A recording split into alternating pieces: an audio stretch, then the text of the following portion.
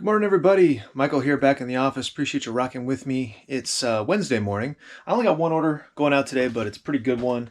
I sold the other Nightmare Before Christmas figure. This one sold for $65 plus shipping on top. It is also going to Canada, which is kind of interesting.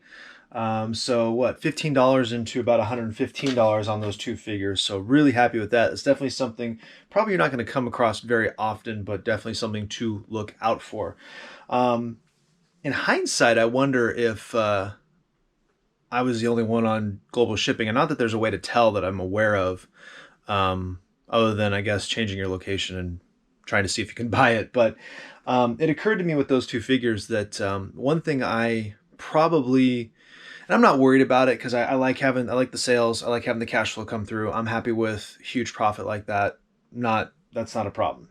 But as we move forward and get to be doing this in larger volumes and doing it, for lack of a better word, full time, if I need to be more mindful about setting the market and instead of just sort of wanting to be competitive with the listings, in something like this where there's actually only a couple of listings, and actually I can't remember, one of these, I don't remember if it was this one or the other one, had no comps. There were no active listings for it, and no sold listings for it either. I think it was the other one. I want to say it was the, what was that thing? I've already forgotten. The Pumpkin King. And I think that's how I landed on the price point, because it was sort of in line with what I was seeing from some other figures in the line. If I remember correctly, maybe misremembering that, but anyways, it's possible that, I sold it too cheap. It's possible that on both of these, if I had listed it higher and waited an extra week or two, I could have sold them for, $150 total or something like that. Who knows? Maybe not. Maybe I was dead on. Maybe I'm really good at setting my prices. You know what I mean? But something to think about, something to, I don't know, just sort of consider in the future. Not worried about it right now, but as we go into next garage sale season, in 6 months from now, it'll be something to really think about. I got to run down to the auction house later today. I'm going to bring you guys along with me. We'll do a little vlog ski coming up actually on this video, and pick up some of the stuff we got there. I'll talk about that once we get going. Yeah, you know what? I'll pick you up on the vlog ski. All right, we're on the road and headed out to the auction house to pick up our stuff. Really, really good auction this past week. A lot of camera equipment, lenses, really good, and high quality stuff too. Paid up on a couple of things. They also had a huge collection of vintage model cars and planes, like wood, probably 50s, I would guess, early 60s at the latest. Got a couple of those too. I think I'm gonna do really well. It was shaping up to be a very expensive week. I had bids outstanding at one point of like $600, and I was like, ooh, that's a lot of money to lay out on stuff that I can't see, and feel and touch and inspect. But in the end, my total bill was less than $50. So there's a lot of action in the last probably 45 minutes of that auction. Seems like every week. I don't know, I guess people just come in and try to snipe stuff thinking people aren't looking. It's a sound strategy. I've thought of doing it a couple times, but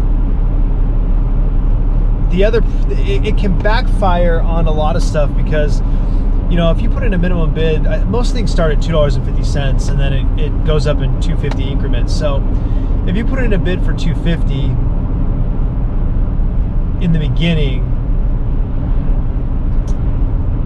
let's see, somebody's more, I'm trying to figure out how I'm trying to explain this. Someone is gonna hit the quick bid and outbid you at $5. But I've found that if you put in your minimum bid of $5, a lot of times that bid will hold, because there's a psychological component of some sort that they won't bid the $7.50.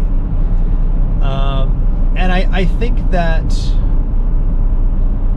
would apply at the end as well, in that if you wait till the last second to put your bids in, at that point you're going to be faced with that, do I bid $7.50 to get this thing, when you probably could have got it at $5 if you were in at the very beginning. Does that make sense? So I don't know, it goes both ways, I guess, but yeah, I mean, oh my gosh, I think I was bidding on I must have had close to 100 items that I was bidding on. But I like to be, I don't like to pay more than $5 or $10 per item, because I can't see it, and I know that I can do well with lenses, camera lenses. I've done well with them in the past. Especially when you can pick them up at garage sales and stuff. You can usually do a nice little profit on them, but there's a risk involved. You have to, you got to know what you're picking up. I can't see the sun. Oh, it's a green light. You got to know what you're picking up, and you got to hope that they're in good condition, they work. And that's not always the case with this auction. I mean, I've been very fortunate with some of the risks I've taken at this auction house, but they're barns. They don't keep stuff preserved very well, and they don't necessarily take good care of stuff when it's in their possession, to be perfectly honest. Either that, or they're just, I don't know, maybe it's coming to them in that condition, but I find that hard to believe sometimes. Anyway, neither here nor there. So I don't know, I ended up with almost no camera equipment. I got a bunch of models. I paid up for a couple. When I say paid up, I mean paid up for me. I paid $15 for this model car. If it's complete in there, it'll sell for over $100. So that's going to be a good one. Fingers crossed that it's complete. But if it's incomplete, I may be just trying to get my money back, depending on how it is. But yeah, I got a bunch of model cars, model airplanes, couple bits of camera equipment, but not much. That stuff was going for a good premium. And they were nice slots. You could get, a Nikon SLR with 9 lenses and a bag and all this other stuff, so I get it.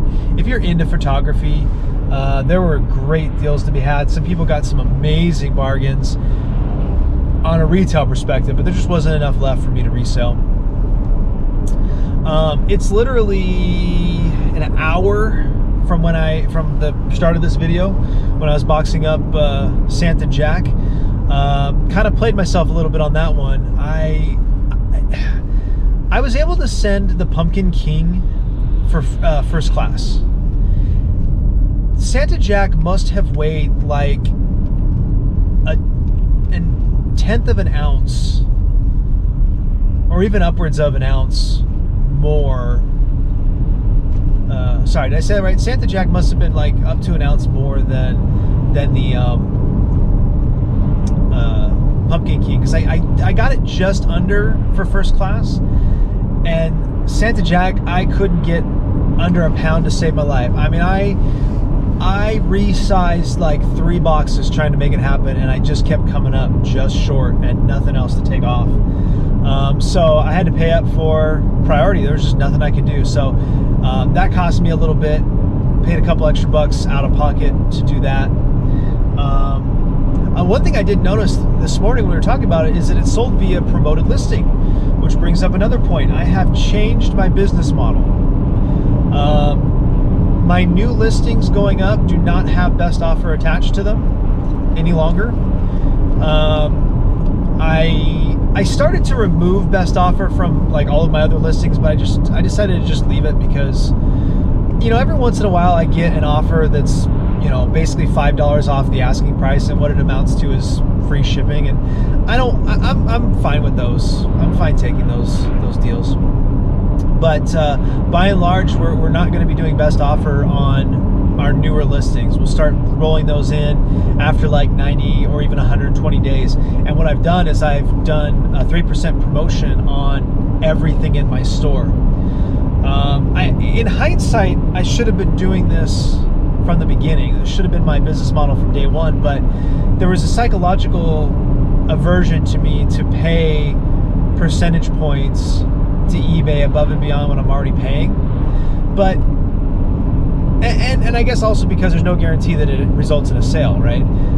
Whereas I felt that being willing to negotiate would do more. But as we get further away from the stuff I was selling in the beginning and really into the stuff that I'm selling now, which is a lot of new and packaged stuff, a lot of higher end collectibles, video games. I never in my life thought I'd sell video games because I love them and I collect them. I can't believe that I have parted with PS3s, which I didn't own, and all of those games that I gladly would have played at some point. I don't know when I'll have time to do that, but then maybe that's the difference. I don't have a nostalgic attachment to them. I got a ton of Xbox 360s. I got, what, 4 of those sitting around, and I don't even know, 100 games probably for the 360. But yeah, I never thought I'd be selling video games. But anyway, as we move off into those areas, it makes more sense because I forgot to bring my energy drink. God damn it. It makes more sense because as often as not, we're taking a best offer that's 10 to 20% less than the asking price, right? So we're knocking like 20% off the top. Now that's going to affect the dollars that we pay in fees because that's a percentage, but overall, just kind of trying to do an apples to apples comparison, it's 20% less than our asking price. Well, if we do promoted listings, which do sell quicker because of the way people shop. A lot of people don't scroll through pages and pages looking for the best deal the way I would, or change the sorting order and the filters and everything else trying to find the right opportunity. A lot of people don't do that, as I've seen, because my stuff's selling on promoted listings. The stuff that I've promoted is selling. But anyway, paying them the extra 3 percentage points, if I make, and it's not 20% more, you're actually doing like 40% more because of the way percentages work. It's worth it. It's just the math just plays out. And you're not always going to pay that because you're only paying it when they click the promoted listing. So if they come across it just through their search and it's not posted as a promoted listing, and I don't know that there's ever a circumstance where that happens. Maybe they just always slap it on there, but that's the narrative. You're not necessarily always paying that extra 3%. So, I figured my store is at a point now where everything that I have listed has a wide margin on it, with the exception of some Funko Pops. And I would gladly pay 3 percentage points on $10, because what are you talking about? That's 30 cents. I would gladly pay eBay an extra 30 cents to sell that stuff, to get it out of there. But compare that to when I started, when I was selling off my own collection, and I was just kind of trying to get a bunch of, trying to get money for the stuff. And of course I bought it at retail, so I was trying to get, 20, 30, 40% margin on it, or more, if I could. It was a little bit of a harder pill to swallow, so it's just not anymore. So so we're gonna try that. I've got everything on my store is promoted. I had also started to go, well, maybe I'll just promote. Nah, screw it. The time it was going to take me to go through I have almost 400 listings at this point. I would have well over 5 if I could get a day to sit down and list, but the time it would take me to go through all of my listings and decide which ones I was going to promote, which ones I wasn't, it just didn't make sense. So I said, screw it, put 3% on everything. We'll see how it goes. Give it a couple of weeks. Maybe we give it the rest of the year and just see how it goes. And we'll go from there. So yeah, that's new. I'm probably going to choke when I get my my eBay bill at the end of the month, because it's going to be, some percentage points higher than normal. But the other thing about it was that sales have been down for me. Part of that's, there's a number of factors that go into that. I haven't been buying as much the last month and a half. I have not been buying as much. The garage sales haven't been as robust. I haven't hardly gotten anything from the auction house.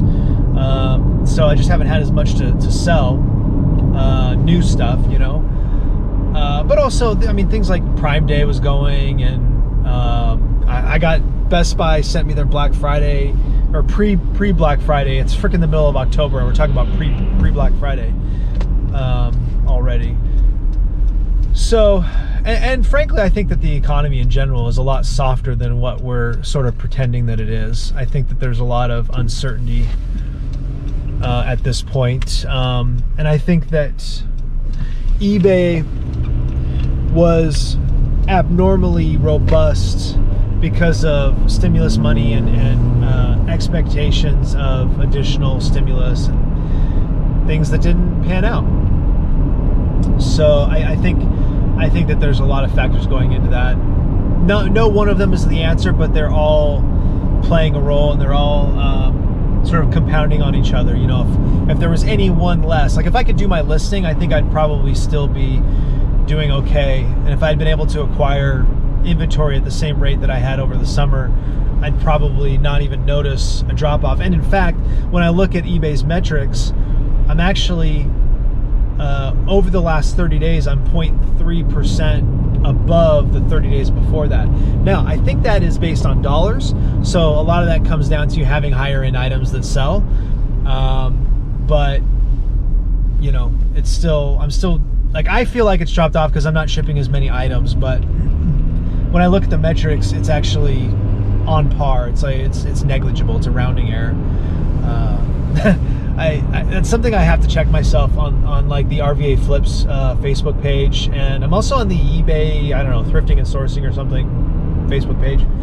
And sometimes people will post these mountains of shipments they've got going out, and it's like, my God, you know, how much inventory do they have, and how are they getting? What are they selling that's moving like that? But I had to check myself because I don't know. They might sell 10 times as much I do and make half the profit. You know. I don't know. So got to check myself on that. Sometimes it's like, dang, because I really want to get over that hump. I was so excited to crack that 7K mark, the 90-day rolling 7K. Damn, this sun! I need my sunglasses. And it lasted all of like a day, and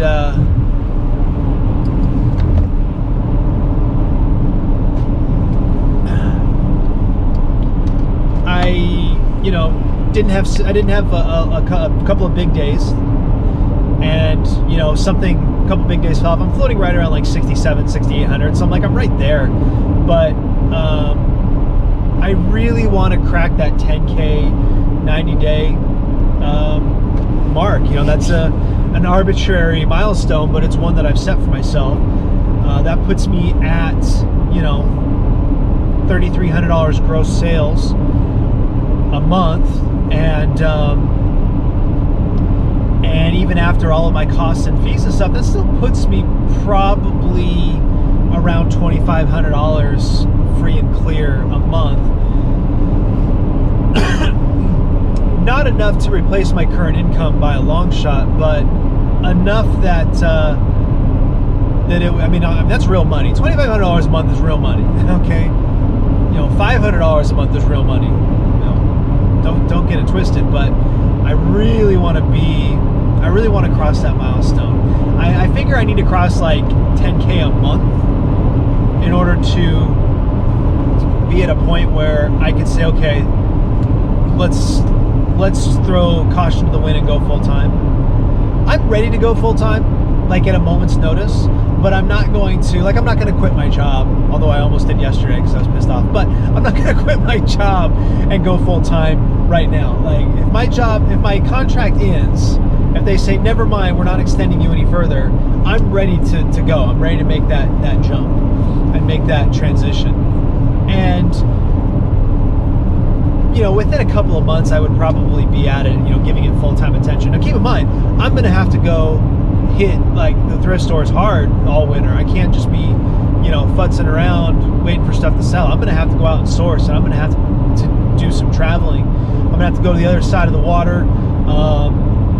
There's the Goodwills there are not good, but there's a bunch of them, and they're in close proximity, and I could go hit them up, you know. And I'd probably have to do that, you know, once or twice a week. I'd go hit the bins.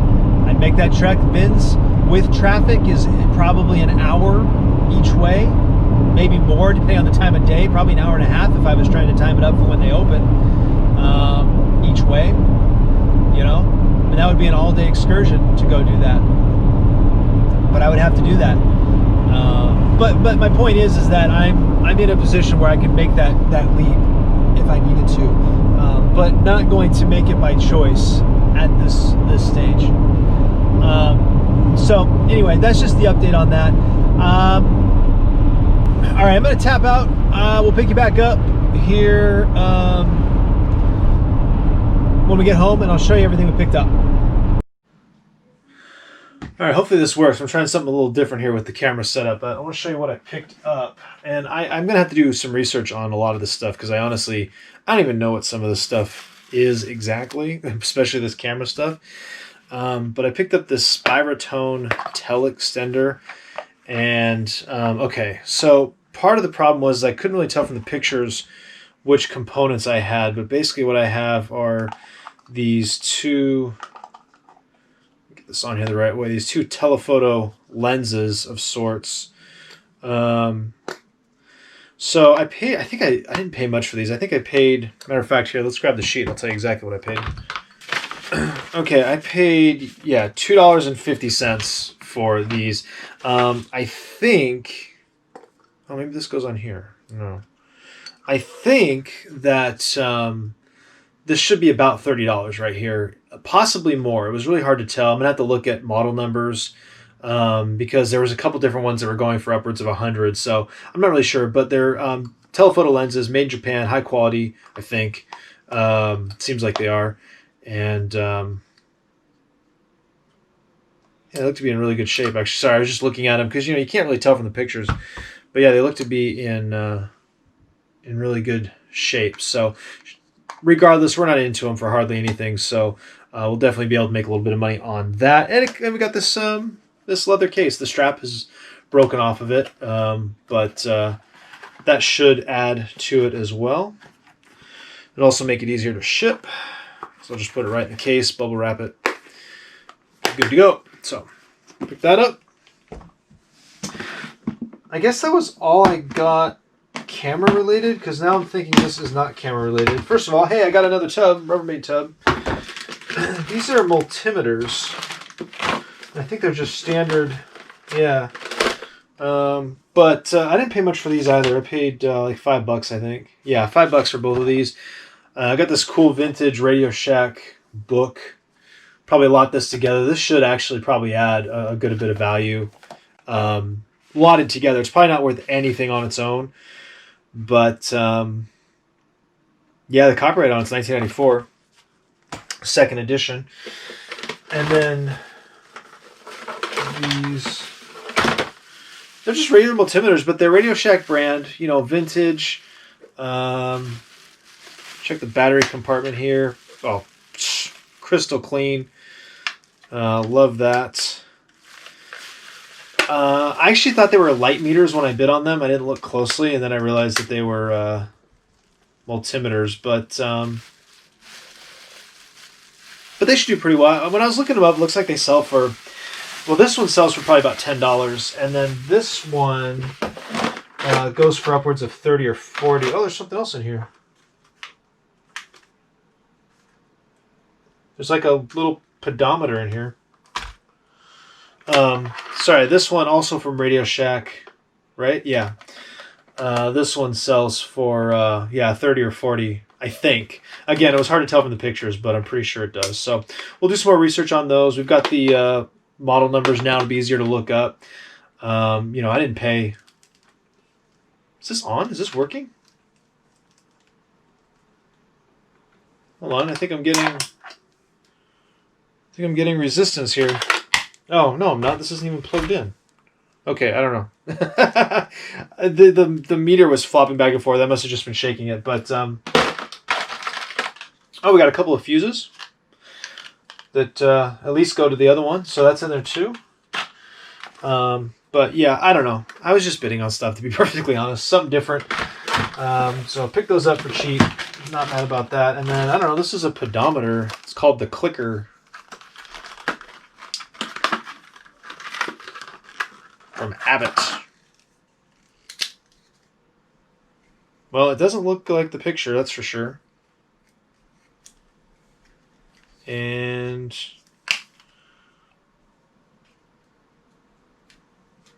well, either the battery's dead or it's not functioning, but I imagine that there's no value in this. So, whatevs. Whatevs. Okay.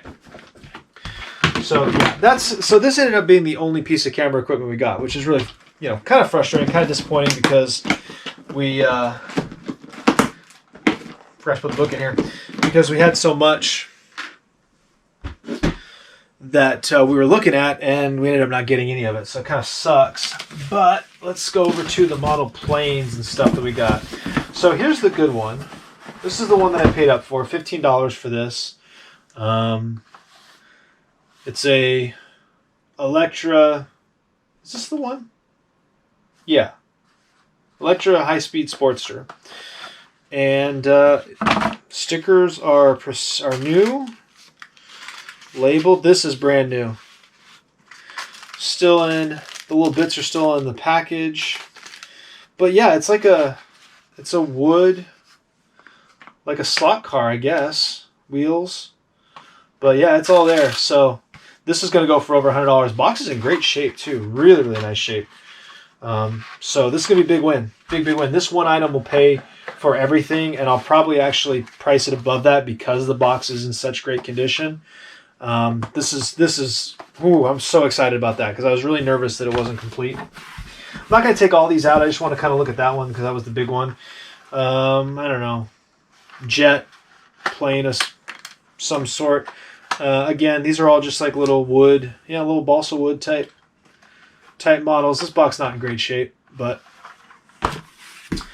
the thing is, we got quantity. That's the thing.